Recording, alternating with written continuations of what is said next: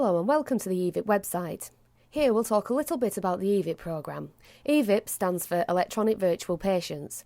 Virtual patients are an important part of medical and healthcare education. They offer a realistic clinical scenario where the medical student can develop the clinical decision-making skills, from administering drugs and examining the consequences in real time to creating emergency scenarios in Second Life.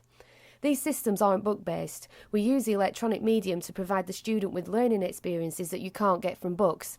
These include assessment, matching and scoring systems, making decisions and examining the consequences of those decisions, and creating virtual realities where the student can practice their skills.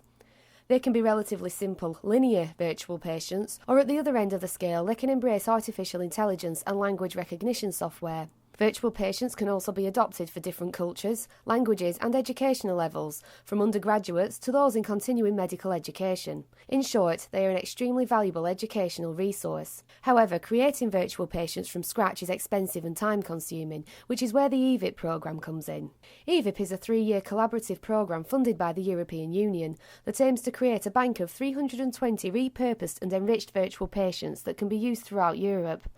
All of these virtual patients will be freely available in some form under a Creative Commons licence. Here, Poulton and Chara Balasubramaniam from St George's University London talk about the programme's background. So what was the rationale and the inspiration behind the eVip project? Well, I suppose it all kicked off in Amsterdam. We'd become interested in virtual patients, and it was clear from there were a number of publications, a number of presentations at AMI that year on virtual patients from now the current partners in eVip.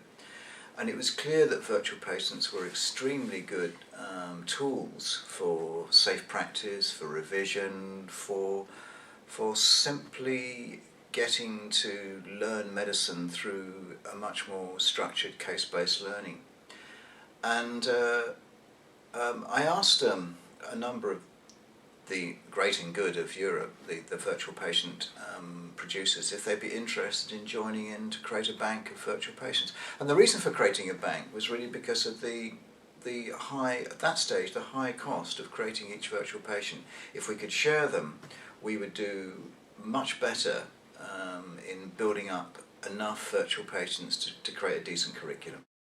eVip involves the work of 9 European universities from the UK, the Netherlands, Germany, Sweden, Poland and Romania. All the eVip virtual patients will be repurposed and enriched so they are suitable for medical and healthcare students of all educational levels from different countries. In addition to language, the virtual patients also take into account different cultural factors such as geographic location, ethnicity and socio-economic status.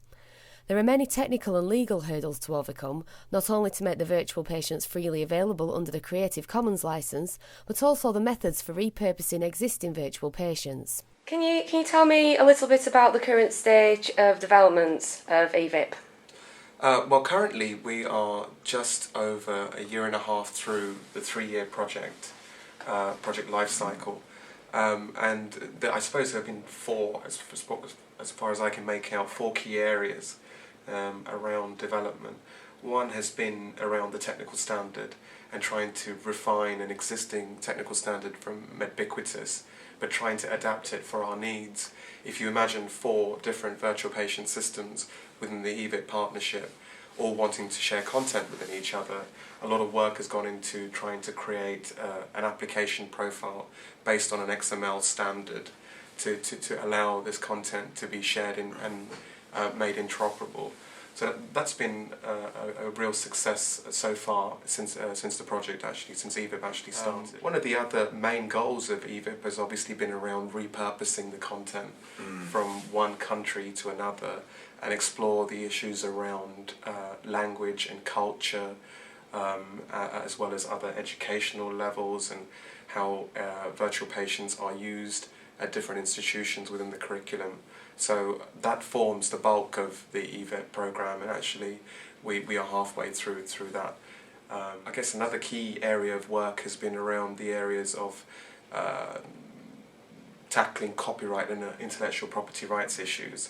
So one of the things that we've worked on as a group is actually trying to come up with a common consent form that works within our own jurisdictions from our own countries, but also within our institutions, so that partners feel safe in knowing that actually this content will be used in the right way, and no one is going to be liable to it, and it's safe for further use and repurposing by others outside of the partnership.